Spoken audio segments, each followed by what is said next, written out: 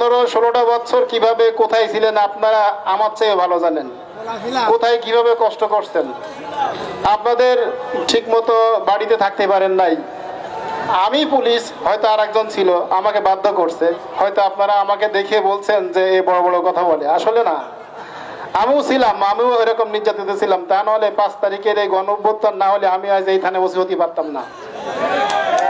এটা আমি সবসময় বলি এবং স্বীকার করি। আপনাদের কাছে আমি বিনীত অনুরোধ করি, অনেক কষ্টের পরে, অনেক ত্যাগ তিতিক্ষার পরে আজ আপনারা এই পর্যন্ত আসতে পারছেন।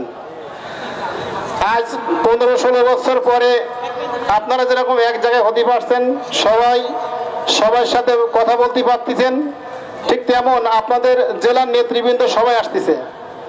আপনাদের বিএনপির সকল নেতৃবৃন্দ জেলায় যারা আছেন তারা সবাই কিন্তু আজ এই মঞ্চে আসতেছে। আমি আপনাদের কাছে বিনীত অনুরোধ করব যে সুযোগটা আসছে সেই সুযোগটা সদ্ব্যবহার করেন। এমন কোনো কাজ করেন না যে আপনাদের মধ্য থেকে তৃতীয় পক্ষ কোনো সুযোগ নিক। আপনাদের কাছে বিনীত অনুরোধ করি, এই প্রোগ্রামটা আপনাদেরই। আমি কেন পুলিশে আসবো, তারপরেও আমি আসলাম। আমার থানার সামনে আসতে হবে, মনও চাই আসতে।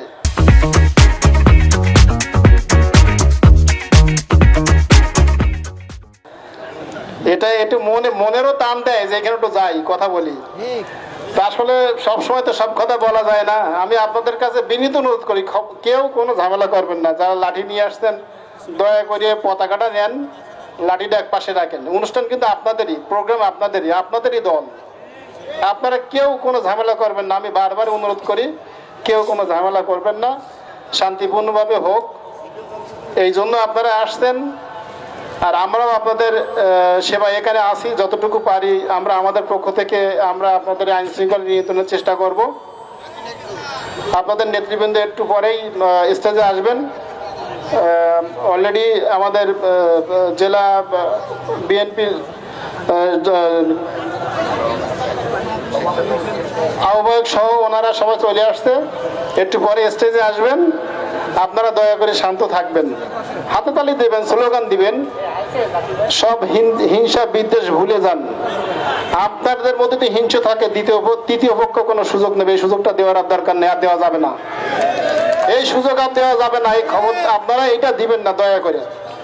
আমি শেষ করি, আপনারা কথা দিচ্ছেন তো, কেউ কোনো ঝামেলা করবেন না, শান্তিপূর্ণভাবে এই অনুষ্ঠান প্রোগ্রাম শেষ করবেন।